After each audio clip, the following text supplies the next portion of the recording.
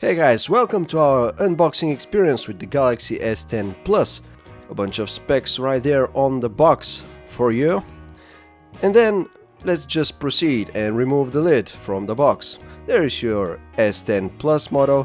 There is a small thingy there towards the bottom edge, which lets you easily remove the phone from the box. We have the Prism White model. Let's put it on the side for now and see what else is there in the box. Here is the adaptive fast charger, which tends to work really well. From Samsung, this is a white model here in this box. Very powerful charger, modular one. You can remove the USB cable from it for easy transportation and stuff. Let's put it to the side there. Here is one adapter that you will find in the box, which is USB Type A to USB-C. You can use that to easily transfer information between two USB-C phones with just one USB-C cable. Next up, what do we have here in this little cardboard thingy? This, I believe, is the USB cable that you're going to use for charging the phone. It's in stylish white, USB-C on one end and USB Type A on the other, so that you can plug it into your charger. Next one, another adapter, this time from micro USB, that old school connector to the modern USB-C. This way you can use your old micro USB cables with your new Galaxy S10 Plus.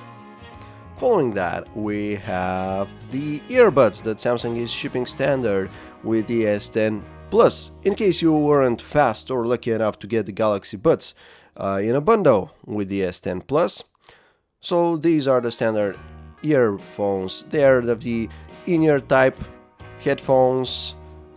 The unboxing experience here, not really the most intuitive one. Maybe I didn't, find just the right way to remove them from the cardboard here, but anyway, these are your in-ear headphones.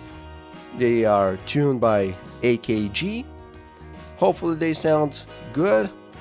You have a bunch of bonus ear tips here that you can try to make comfortable for you. And of course, 3.5mm audio jack. You still have that with Samsung's newest S10 phones. So a bunch of people are going to be happy about that. 3.5mm jack. Finally, under the lid of the box, there is this, the rest of the literature that remains here. There it is. This is the quick start guide.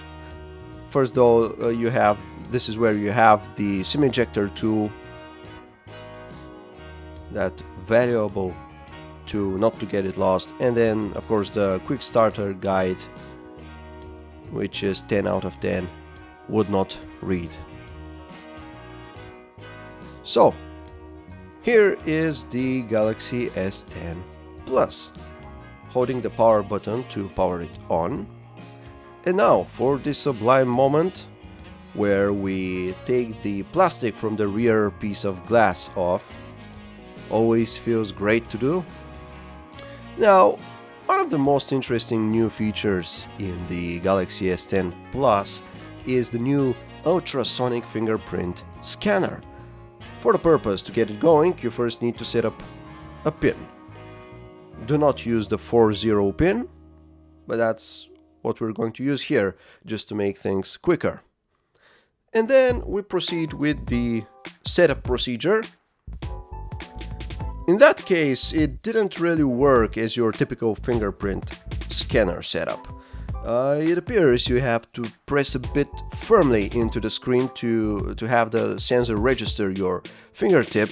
It's supposed to be very, very secure. Thankfully, after a bunch of attempts, we finally got to the second phase where it wants you to capture, the edge regions of your fingertip just for added security and to have a better sample of your fingertip. And so we're done. So let's give it a try.